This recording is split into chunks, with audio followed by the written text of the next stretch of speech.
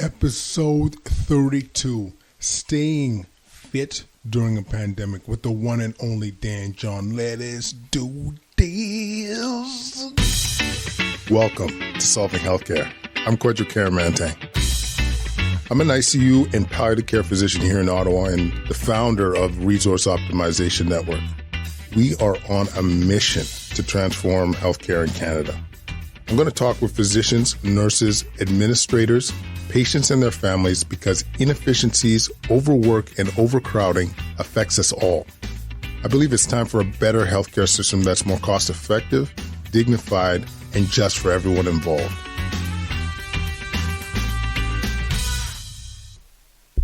Thank you so much for tuning in, people. We're on episode 32, and there is not as much that gets me jazzed up than talking about fitness. We got the one and only strength and conditioning coach, Dan John. He is a fascinating human being. I love him. I've had a man crush on this man for years. I do his workouts.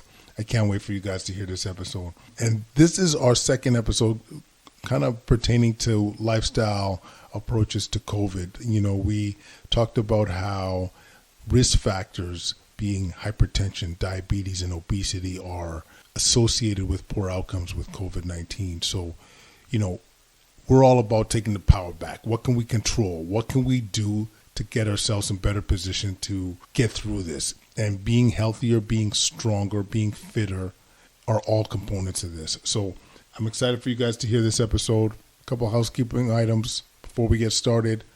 Our merchandise proceeds are going to the food bank this month. We've also, through our GoFundMe fund, was able to give a handsome donation there. So thank you guys for supporting that. Sponsors Audible and BetterHelp still in the mix. We'll have links to the show. We'll have links in the show notes as well. So in this episode with Dan John, we talk about how to stay in shape during a pandemic. A lot of us are accustomed to being able to go to our gyms routinely, and we don't have the equipment. Like you'll hear me in the show, I haven't done a deadlift in several weeks now, and within our own environment, there's several things that we could be doing to stay in shape. And there's also things that we could be working on. Are we working on our core strength? Are we working on our mobility? All these things that Dan and I talk about, which is a great conversation. We also talk about some of the routines that you could get into after, some of these quarantining and social distancing measures are no longer in place. It's a little bit more detailed, but for those that are quote-unquote gym rats, you will love it. He is so knowledgeable. He's been doing this for over 40 years. He's instructed hundreds of athletes in terms of how to improve their strength and conditioning. And he's authored several books, including his most recent one, 40 Years with a Whistle, Life Lessons from the Field of Play. I got to tell you, I love this man. So without further ado, Dan John. We are on the Quadcast. We have the legendary strength and conditioning coach, Dan John, in the mix. And we've met before, but we have an episode we haven't released yet. But because of the demands of trying to stay in shape during this crazy COVID time, people have talked to us many times about, how are we going to stay healthy? How are we going to stay strong? And there is no better man to bring this up with than my man, Dan John. Thank you again for doing the show, my friend. Thank you, Kwadwo. This is going to be Kwadwo. This will be very nice. I appreciate that. Yeah. No, I couldn't think of a better guest, honestly. So as simple as you could put it, there's guys like me, selfish question, that is huge on strength training, doing weights on a regular basis. It's even, I could imagine for you too, it's like a part of a stress release for me, for a lot of people too. And they don't have that option right now. Any thoughts or approaches in terms of what we could do to manage this? Yeah. If you don't mind, let's just take a step back. I've got these three fundamental coaching points. And the first one is invest wisely in asymmetrical risks. So, and to summarize that, what's the worst that could happen? Mm-hmm. And for many of us, what the worst that could happen is, if you love weightlifting, is to be stuck at home for 4 months. So, and gentle listener, don't take this wrong, but when times are good, you should always be thinking about what's the worst that can happen. So like in my case, I have in my garage, I have 26 kettlebells, 2 Olympic bars, 2 hip thrust machines, squat racks, pull-ups, dips, deficit deadlift, bumper plates, a host of other throwing and lifting things, bunch of medicine balls, javelins, hammers, all the Scottish Highland. My point is that I in my career, I have faced this before where I've had to move or something's come up where I've had to train by myself. Mm-hmm. Now, that's not going to help most of the people. But when you start in the future, I would like us to think, about having your own, like, for example, you're at home, maybe if you like kettlebells, one kettlebell that can, like for me, it'd be the 28 kilo kettlebell. That's the one that I can press, swing, goblet squat. I could get some really good work. That and some push-ups. Boy, I bet you I cover everything with that. Now, someone else be listening going, well, I like to deadlift. Well, before this thing happened, a 310-pound barbell set, you could get it fairly inexpensively. There's a place over here that was selling that for $159 about 6 months ago. Mm-hmm. Now, again, it's too late now. Yeah. But this is a good opportunity for all of us to, in the future, be a little bit more prepared. And I'm not talking about a pandemic. I'm talking about life's little things, like you come out, you got a flat tire, your battery is dead. Of course, I also tell people, get new tires and a new battery every 3 years, because I constantly think about what's the worst that can happen. And if you think about what's the worst that can happen a lot, pretty soon you're in good shape when something bad does happen. Having said that, people are surprised now. I've gotten this from a lot of people about how many things in the house are actually good training. Mm. If you go to Arnold's book, The Education of a Bodybuilder, he recommended for 6 months, and no one ever did this, ever. But if you would have, it'd have been great. For 6 months, a body weight only training program. Mm. And he had you doing push-ups between chairs. And he did a variation of the bench dip. You get the chair and you do dips sitting down. Obviously, lots of push-ups, broomstick twists that you may or may not agree with, body weight squats, pull-ups on trees. And I look at that, I think to myself, that's really good stuff. And I'd add one other thing. I'd get your wife or someone who knows how to drive in the front seat of the car, push that car around the block once. Mm. I said once. Now, all your listeners are thinking, once is good. Why not do it 10 times? Trust me, folks, if you've ever pushed a car, it is by far the hardest conditioning you'll ever do in your life. You'll wake up the next day and you'll discover muscles in your legs that when you'll go to the anatomy chart, you'll go, aha, that's this one. Aha, that's that one. Aha, that's what this one does.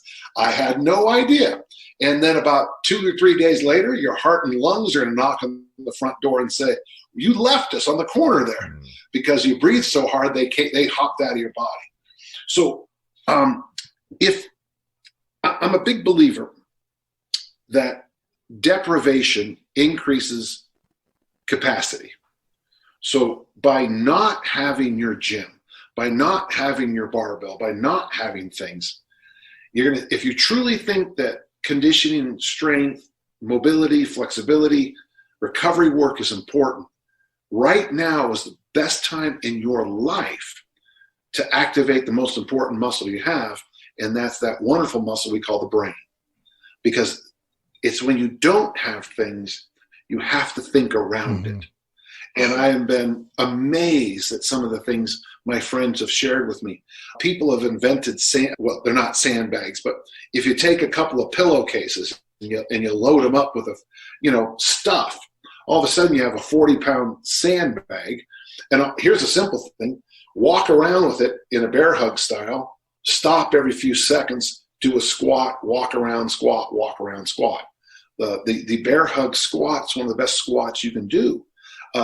Take that same bag, put it on the ground, lay down next to it, give it a big hug because you love it so much, and then get up off the ground and stand up. Your heart and lungs will go through the roof. And then get up and get down, get up and get down, get up and get down. That's a marvelous workout. So Arnold, push up between chairs, dips between chairs, find something to hang and do some pull-ups, or simply just hang. I think that the body weight squat is one of the least appreciated movements that we do, and you now have a wonderful time to start doing. So, but there's other areas you can work on. Most Americans still have bathtubs. Well, this is a good time to pour some Epsom salt or some mineral salts into a bathtub, make it nice and hot, and relax in there and read a good book. And let your body relax. Some of us, you get out of that hot bath and you'll stretch out and you'll go, I had forgotten how good it feels to just stretch and do my mobility work. This is an ideal time to do mobility. So mobility, in the way we teach it here, is the full range of movement around a joint. So I don't know if this is going to be, are they going to be able to watch the video or just listen? We're going to try and do both versions. Okay, so right now I'm doing thumb mobility work. Now at my age, doing finger mobility work, wrist mobility work is a nice way to undo the damages of some of the things you've brought on yourself. So joint mobility, you can do that anywhere, anytime. I would try to do, we do exercises here where we actually do mobility for our toes and our heels, or the arches. We try to move them and bend them. Your ankles, can you do ankle circles? Knees don't work as well, but hips do. You can combine mobility and flexibility work with your spine. And what I'm trying to get across is you can do so many good things right now for your overall. And maybe you can't deadlift for 8 weeks because you can't get to the gym, and the gym's the only place where they have enough weights for you to deadlift. But you can do all those other things we always talk about that we're not doing. If you have a baseball or if you have a lacrosse ball, as you're talking on the phone to your friends, you can roll your foot on top of that and stretch out those little foot bones that get ignored. This might be the best time to do. There's all kinds of great ab training things you can do. This is a great time to do planks. This is a great time to fill in all those gaps that we've ignored all these years, because I tell you, it's because it's so easy to have a good workout when you go to a fully stocked gym. And it's not so easy to create a great workout at first when you look around your house and all you see is a chair and a plant and a vase behind you. That's what's behind you right now. That's what I picked up. But pretty soon, you can look at that chair and see that chair as a piece of training equipment. You had 2 sons. Those 2 sons are great tools for weightlifting. Pick them up and carry them around the block. Put them over your shoulder, carry them around the block. It's going to be a great workout if you just keep picking the kids up. So that would just be a beginning thing, okay? If you have the will, you'll find the way. No, you know what really rung true for me, Dan, is like working on stuff that you take for granted. That's one thing I've taken away from these weeks away from the gym. And for me personally, there's 2 areas. I think mobility work, for sure. I normally play hockey. I don't know if you've worked with a lot of hockey players, but I find we're some of the most stiffest people in the world. And then core strength. This was like an excuse to be able to amp this up. Because if I've learned anything as I'm getting older, is if you could really have that core stability and that core strength, it translates into so much more gains and also injury prevention. So yeah, that really ran true. Do you know what a push-up position plank is?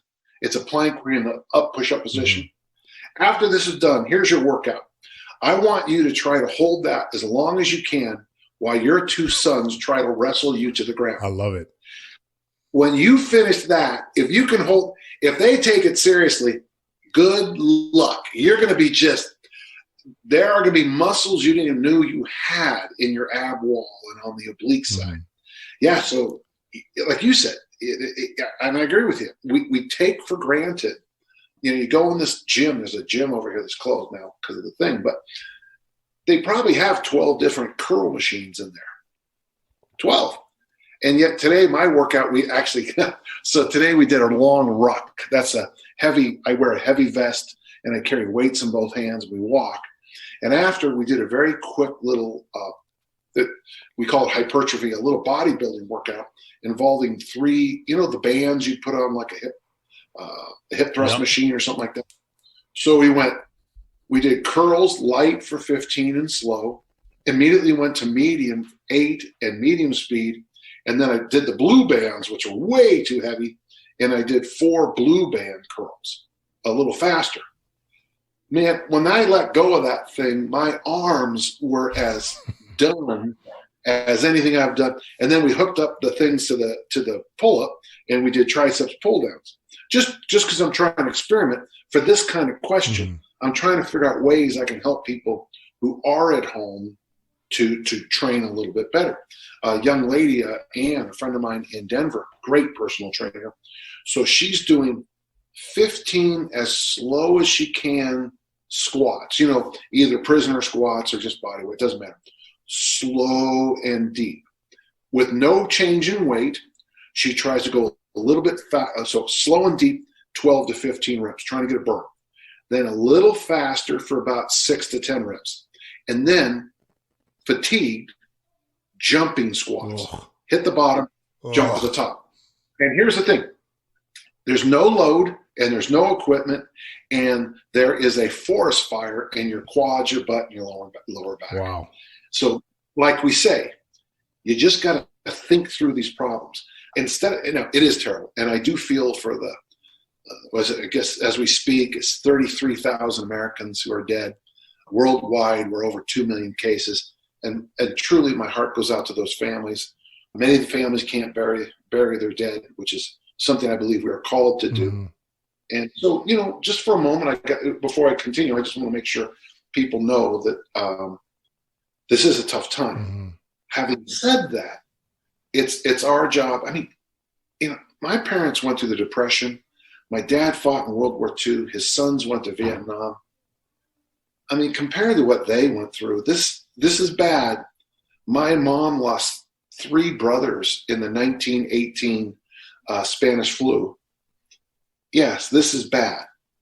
But boy, my folks got through it, and it's my job to get through this and be better on the other side. Exactly. So one of the challenges I would say for your audience and you and me is let's make sure we think of ways we can be better on the other side. We can't let this go to waste. This is a theme that I've been saying, in terms of managing this whole crazy pandemic thing, like not only from a medical side, but I don't know about you, Dan, but I've actually connected with more people than I have in a long time. I'm doing FaceTime.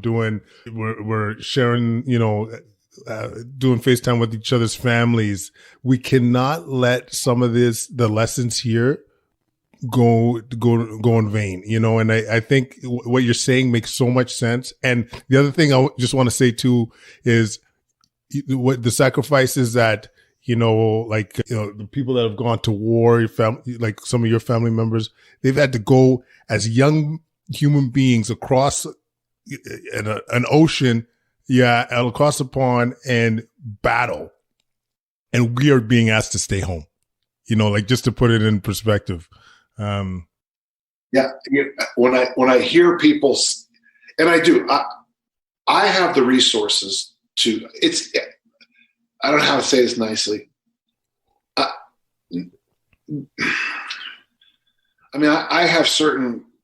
was born with certain gifts. I have been blessed throughout my life. This, for me to stay home isn't exactly the worst thing that's ever happened in my life. Okay. So let's keep that in mind. Or what we're being, people are binge watching Netflix, which is fine. I don't think there's a problem with that. And we just got to make sure. And the other thing, if you don't mind, let's not judge other people at this time. Mm-hmm. My daughters are sneaking up on I have a daughter who's 30 and a daughter who's 28. I don't have to homeschool my kids.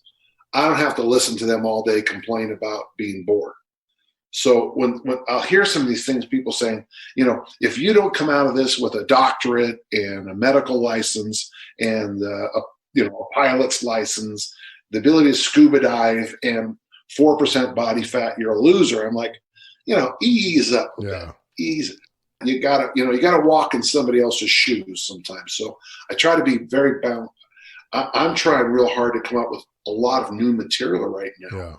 In fact, I'm working on I am challenging myself to a workshop I've never even thought about right now. I'm just and I'll probably have it done in a week. Right. I'm very excited about the topic. Yeah. And also, like, you're a go-getter. Like, you're taking advantage of such an opportunity. You have that kind of gumption in you.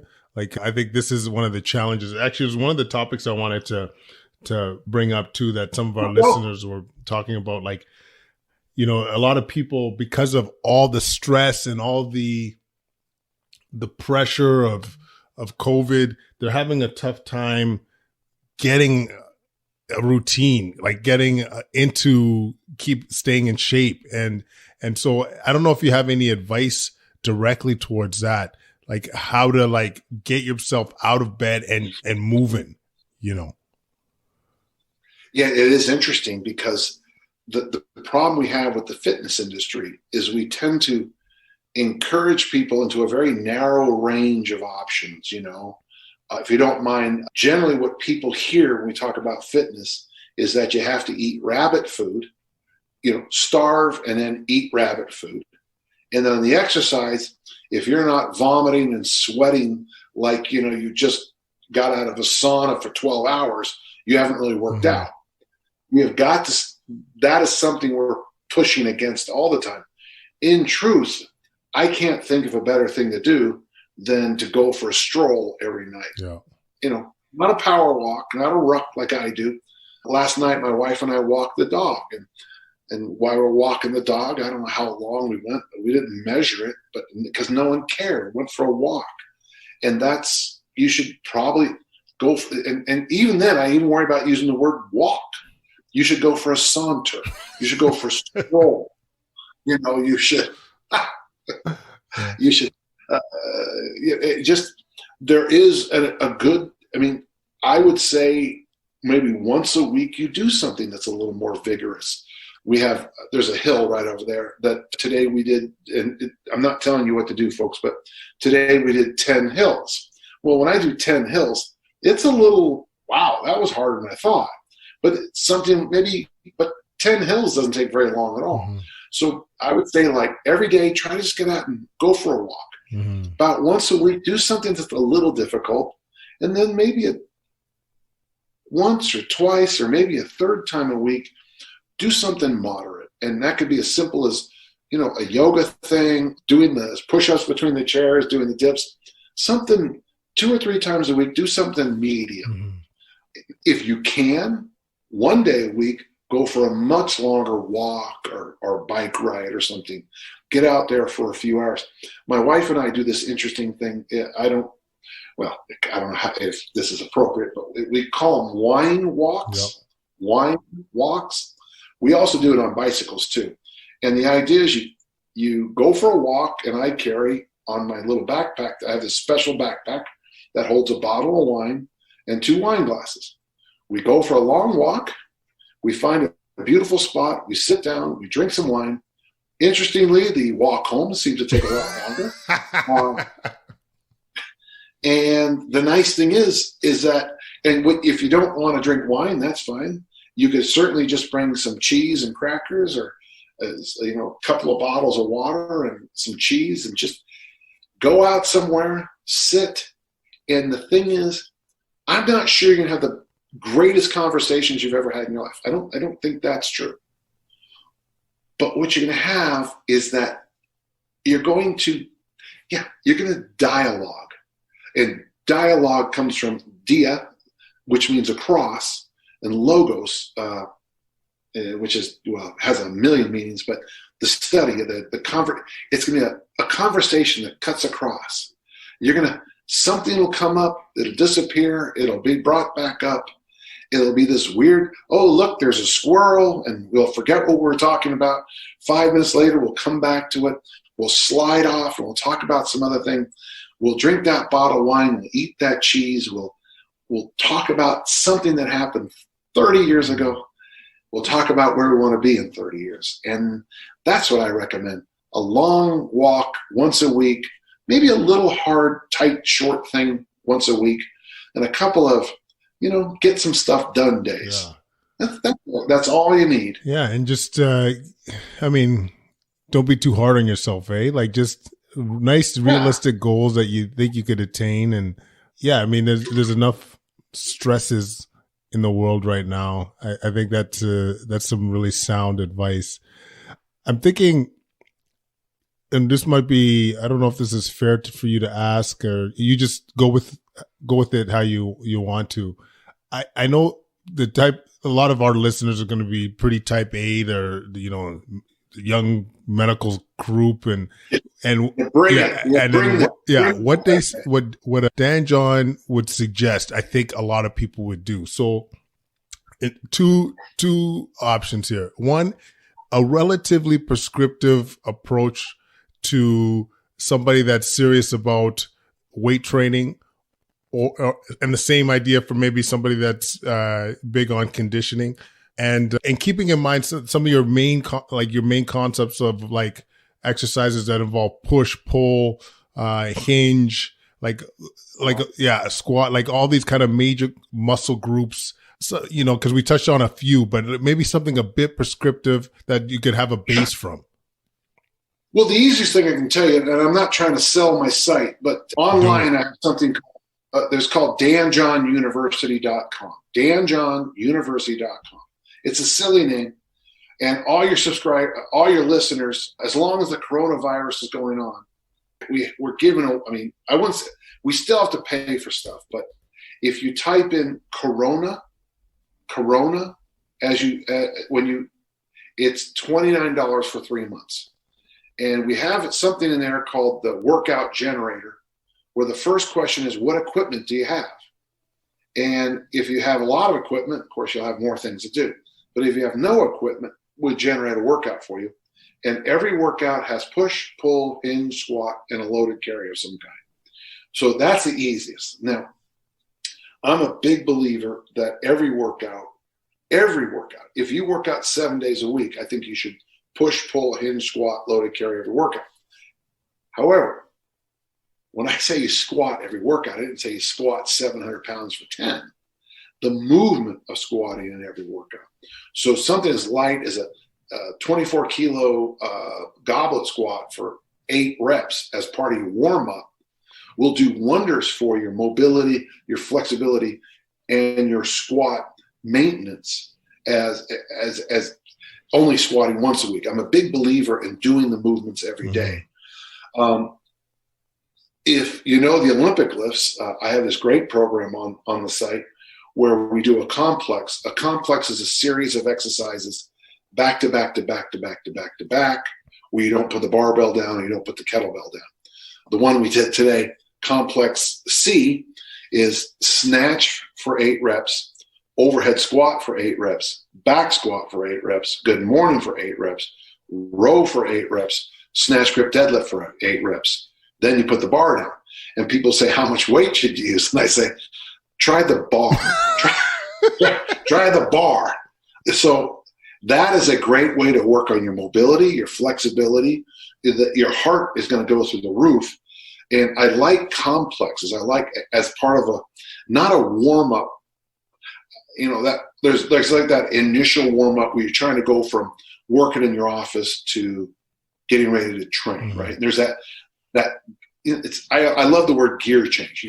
You're gear changing from doing the Henderson report, talking to your boss, then going, once you get into the gym, you've got to change gears and you got to warm up. This would be the thing after that warming up before the main body. I love complexes, and I love complexes that make you do basically all the basic human movements. For kettlebells, we got this one where you do 2 kettlebell double cleans, 1 kettlebell press, 3 kettlebell double front squats. So 2, 1, 3. And then you rest and you do it again. And at first people look at it and go, that's not much, but the accumulation, just is brutal. If you do that, I have a friend who does that every minute on the minute with 24s for 20 minutes. Well, that's 24. That's 20 presses, right? That's pretty good. That's not bad. It's 60 front squats. Yeah. That'll open your eyes, and it'll open up a lot of other stuff too. And then there's two ways adults should train. One is you go through, and this is the tradition, 3 days a week. You know, Reg Park, Mr. Universe did this. Arnold did this. Tom DeLorme's research is the way they did it. Pardon me. And your workout would be 3 sets of 8 in a push, 3 sets of 8 in a pull, 3 sets of 8 in a reasonable hinge like a trap bar deadlift or a rack deadlift or whatever you know. 3 sets of 8 in a squat, and then loaded carries, and goodbye. You had a great workout. I'm a big fan of that. I like the rep range from most people in total to be 15 to 25 reps. Now, the downside of training with me is one of the first things you learn is I only count that 3 sets of 8 in the front squat, and I forget to count those sets of 8 you did in the complex when you did overhead squats and back squats. And so what most people say to me after about the third workout is, my legs are dead. I go, oh, that's right. Yeah, don't worry, it'll get better. The other way to do things, and I think there's some wisdom in this too, is either train 5 days a week or, again, 3 days a week, but try to have a focus on one movement. Now, generally, I would say the two upper body things, push and pull, I would put that in one workout. Now, sadly, every one of your listeners probably does too much upper body work already. But the nice thing about push and pull combined is it's so healthy for your shoulders. Yeah. If you're a North American male, you probably have a bad shoulder. The joke I always make at workshops is raise your hand if you have a bad shoulder. Because, see, the joke is because then they can't raise their hand. And then I think that's funny. And the audience doesn't. I think it's hilarious. So you would do, say, day 1, push-pull. Day 2, the focus would be on the squat. And day 3, the focus would be on the hinge. So military press and pull-up on day 1, the focus. Day 2, you would focus on front squat. Day 3, the deadlift. And in the warm-up period, do the other movements. So in the warm-ups on day 1, you would do a set of squats maybe as a warm-up, maybe a deadlifty kind of thing as a warm-up. I mean, something very simple as a kettlebell deadlift. I mean, barely any load at all. On day 2, when you're focused on the squat, you would do, maybe some push-ups and maybe just something as simple as hanging from the bar on the squat day. And then I believe you should do loaded carries every day. Loaded carries are farmer walks, prowler pushes, dragging a sled, walking around with a weight over your head, walking around with just a single weight at your side, which is called a waiter walk is overhead and a suitcase carry is down below. Either of those two options is going to be good. If you decide to do the everyday, all push, pull, hinge, squat, loaded carry, very quickly you're going to tap out very quickly. You could do that 3 sets of 8, probably you can go for about 2 or 3 weeks, and then you have to go to probably something like 3 sets of 5 for 2 to 3 weeks, and then you have to go to 5 sets of 3 because the load's going to jump. And by the way, that's not a bad, there you go, there's a nice 2 to 3 month little program for you. But then after that, you're going to have to do what the tradition taught us years ago, before I was born, is if you're going to do that one total body workout 3 days a week, you're going to have to have a heavy day, a light day, and a medium day. And that's by load. So if you decide on whatever, most people tend to go with the Friday or Saturday as the heavy day. So I'll arrange the workout for you that way, okay? So on Monday when you go in, that's the medium day. So you're going to back off the weights that you did on Friday. And you're just going to try to get the 3 sets of 8 or 5 sets of 5 and do them. And okay, that was okay. You will finish every set with plenty of reps in the tank. Wednesday's a light day where you're going to drop the load and you'll finish the sets and be like, why did I waste my time doing that? Well, the reason is because Friday, that last rep on those last sets is going to be a blood vessel breaker in your face and in your eyes. You want to break some blood vessels, but you can't break blood vessels every single day. About Friday or Saturday, you probably can do it. And so those are probably, that would be for a normal person,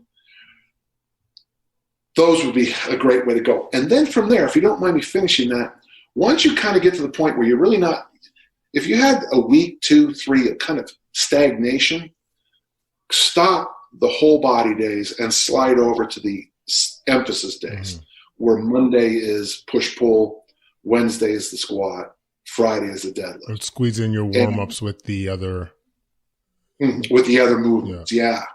And that will get you, I just gave you 6 to 9 months of good, solid training. And then from there, you could just do the funnest thing to do from there is just change the variation. If you've been doing military presses, go to bench press. If you've been doing pull-ups, go to an appropriate row, a horizontal row, an appropriate one though. That's the one time I think machines are better than free weights is in the horizontal row, especially this new one where they have a little pad right here.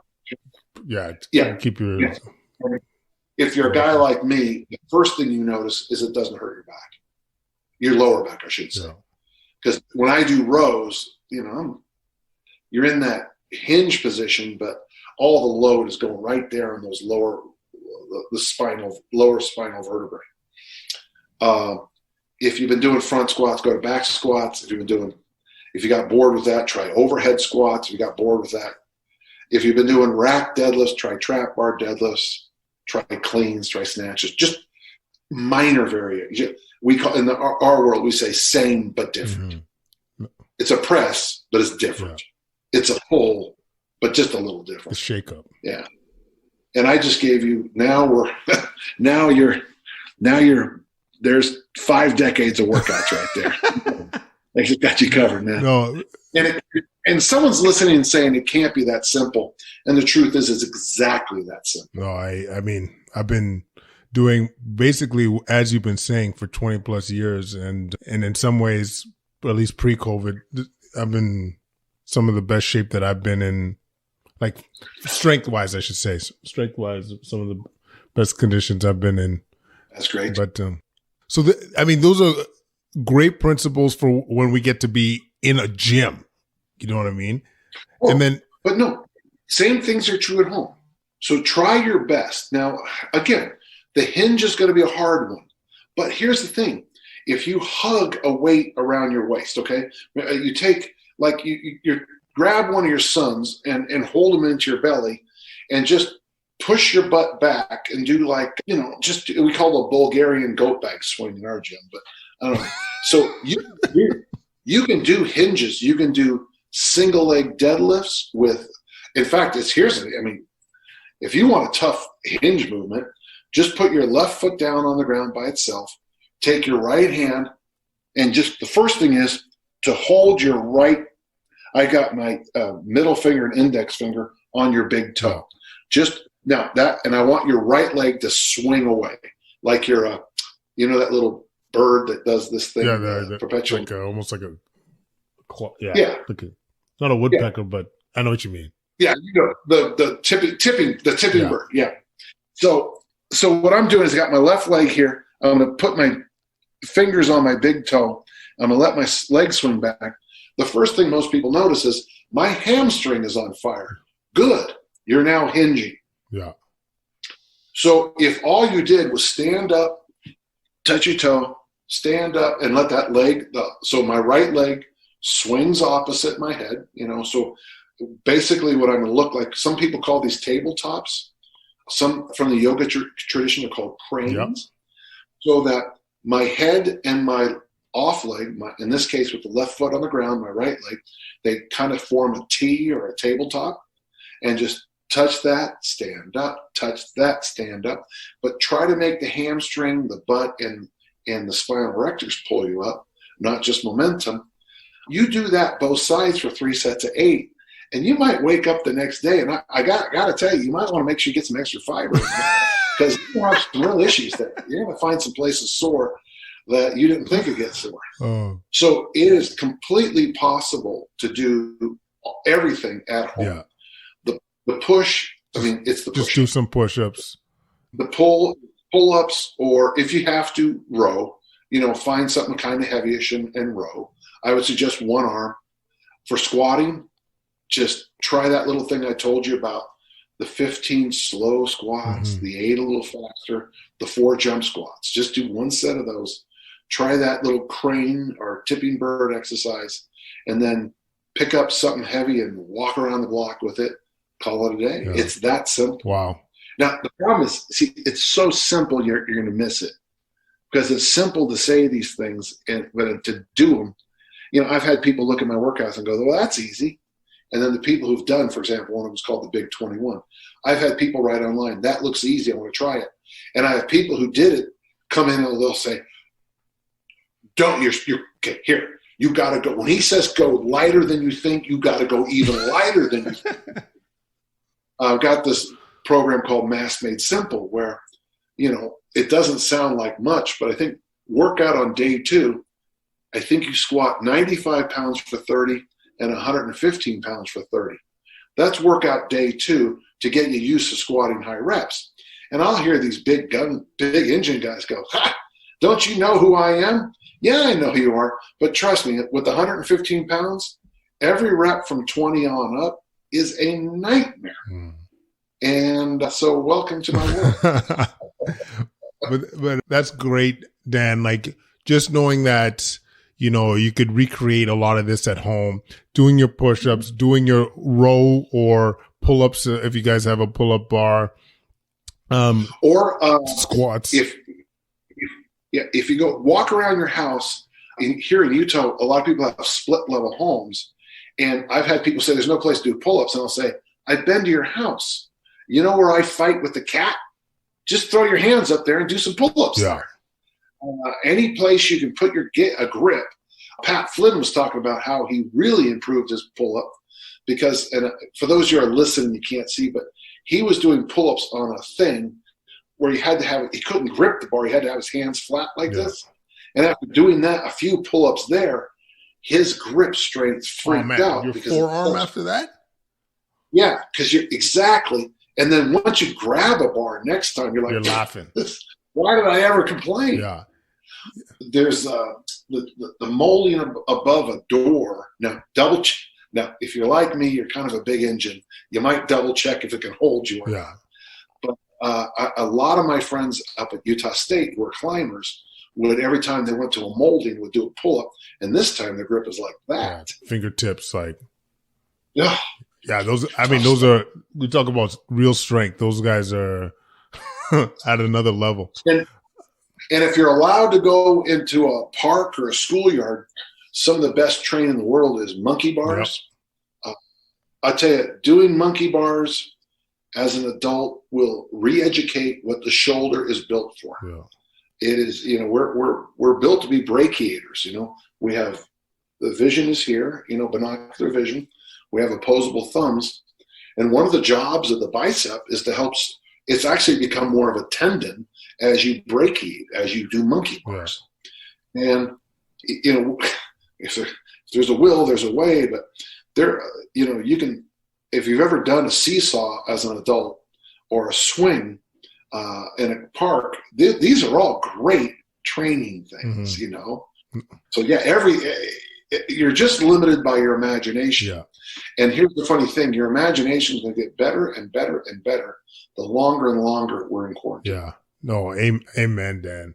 One other thought I had in terms of, I've never actually heard you talk about like isometric training. Like one of the things, and that could be just me missing it, but like one of the things I've started to do at home, like you're saying, like make with what you have at home. Wifey has those I don't know, those bands that we were talking about before, and I will just grip it to the point where it meets maximal resistance, and just like I'll just row it. So it's hard, I know you guys can't see what I'm doing, but I'll be like, I get you. I know. Yeah. keep that Yeah. keep that in position for 20 seconds at full tilt. And I'm like, that's got to be doing something good.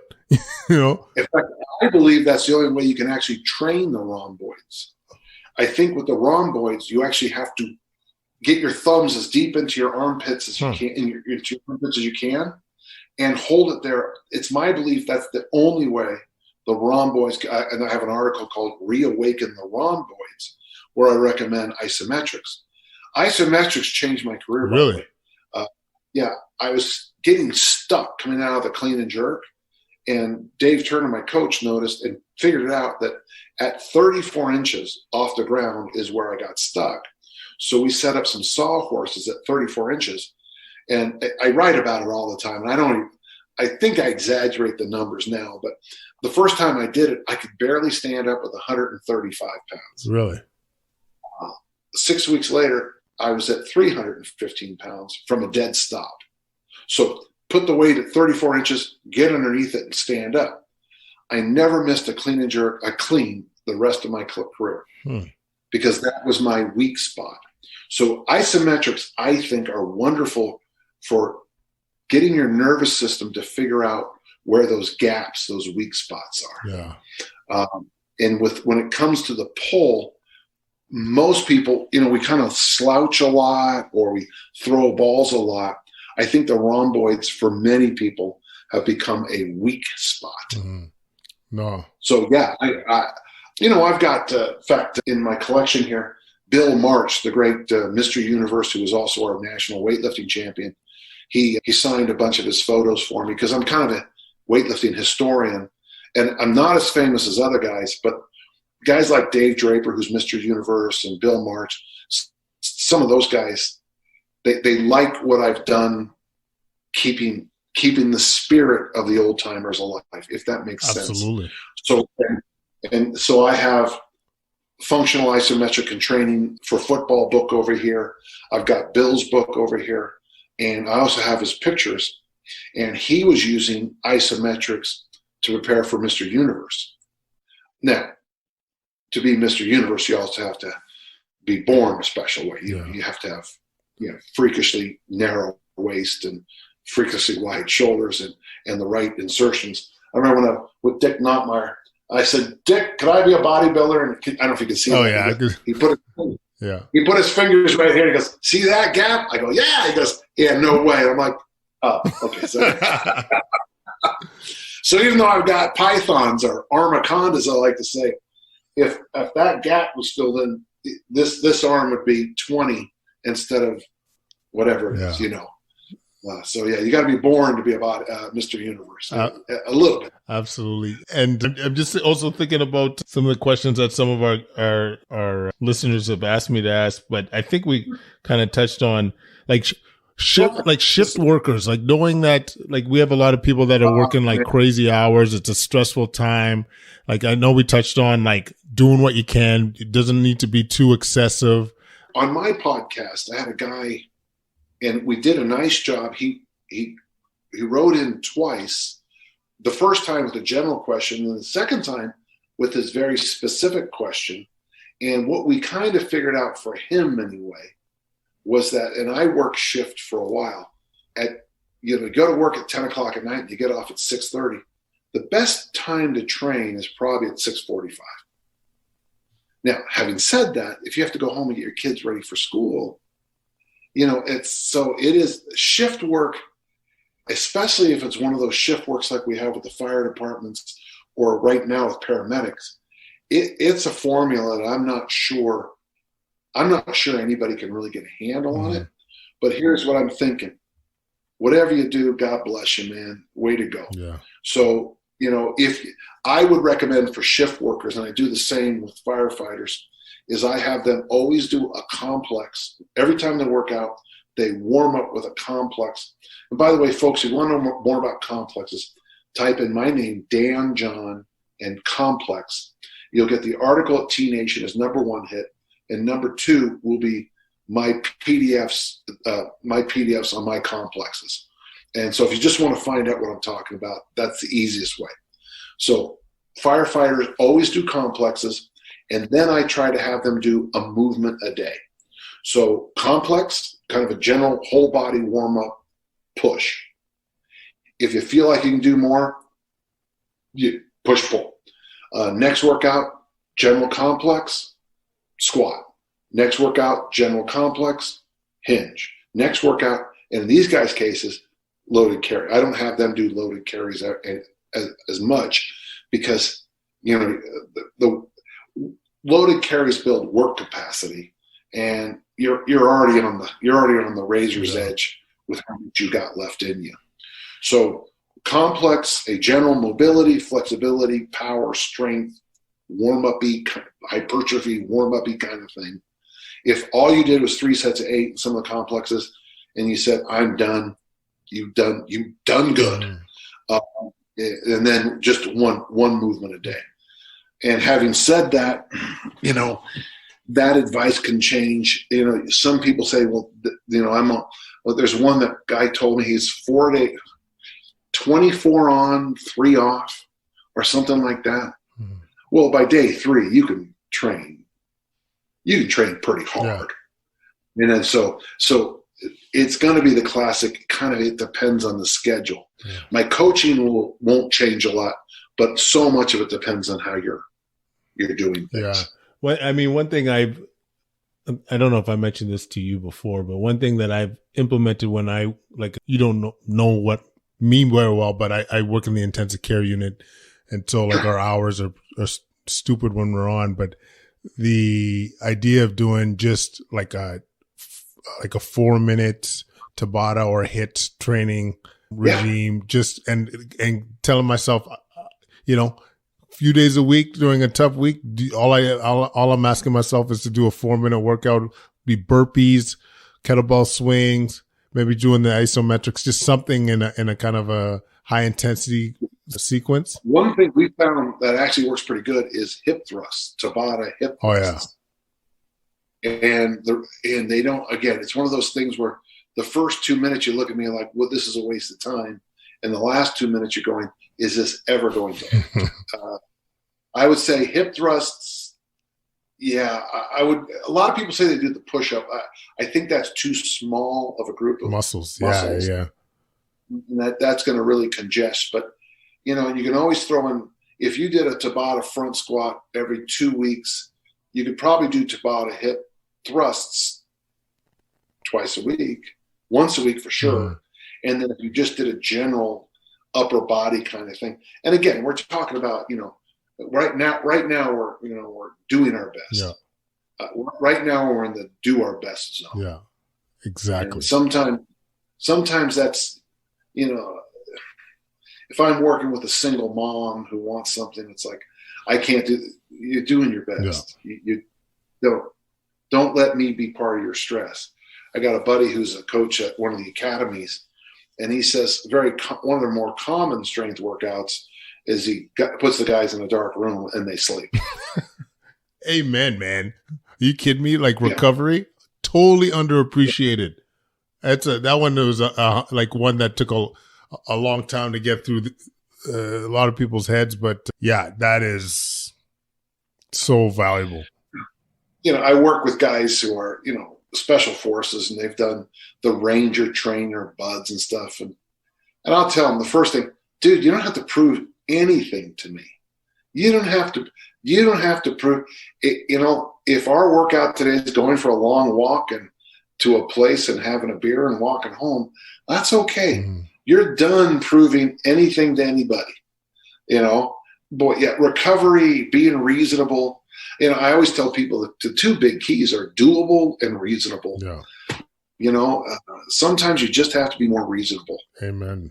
Yeah. Listen, Dan, I gotta really thank you for taking the time to do this. I know we're up against it. I know you got other engagements, but we'll do this in the intro too, but a quick plug to your, like, big fan of your books, 40 Years with a Whistle.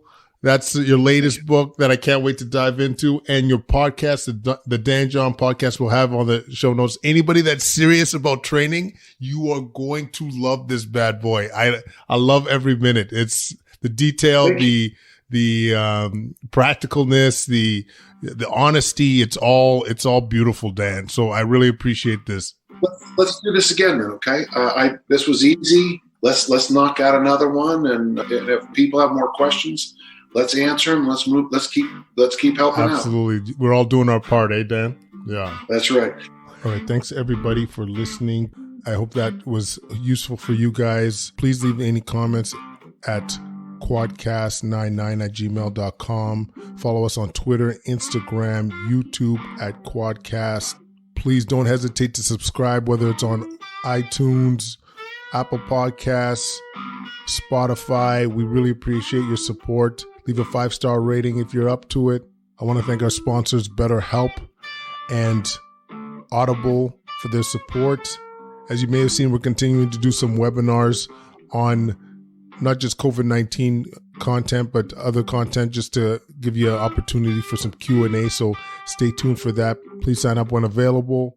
I want to thank our team at Solving Healthcare, continuing to produce amazing show notes. We're going to start a newsletter soon. Social media team, we really appreciate the work that you guys are doing. Quadcast listeners, stay healthy, stay home, and remember, we'll get through this. Take care, everybody.